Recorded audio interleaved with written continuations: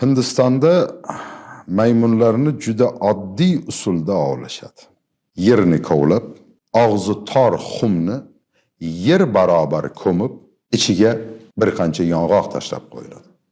Maymun yerdagi teshikni va undagi ko'pgina yong'oqlarni ko'radi, shoshilgancha qo'lini teshikka suqadi va panjasiga siqqancha yong'oqlarni changallaydi. Ularni tashqariga chiqarmoqchi bo'ladi, ammo chiqara olmaydi.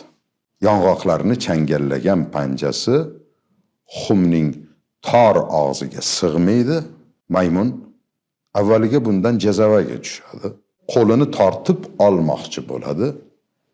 Keyin o'tiradi.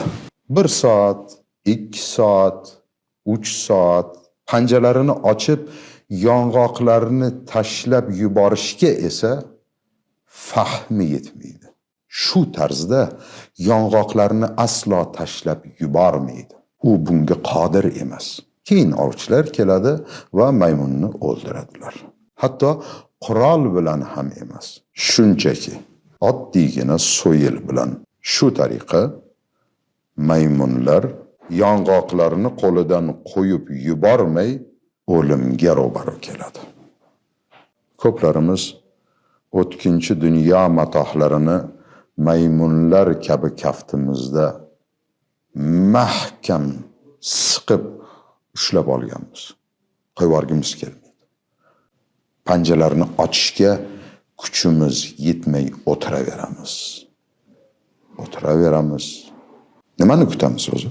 Bir qarasak, qo'lida so'yil bilan ovchilar ham yetib keladilar. Biz esa o'zimizni va boshqalarni bunga ko'ndirgancha yana o'tiraveramiz. Bu yerda nima desangizda yong'oqlar bor-ku axir. Yong'oqlar. Umringizni yong'oqlarga boy bermang. Bu hayot atalmish ne'mat yong'oqlardan anchayin qimmat do'stim. Omon bo'ling.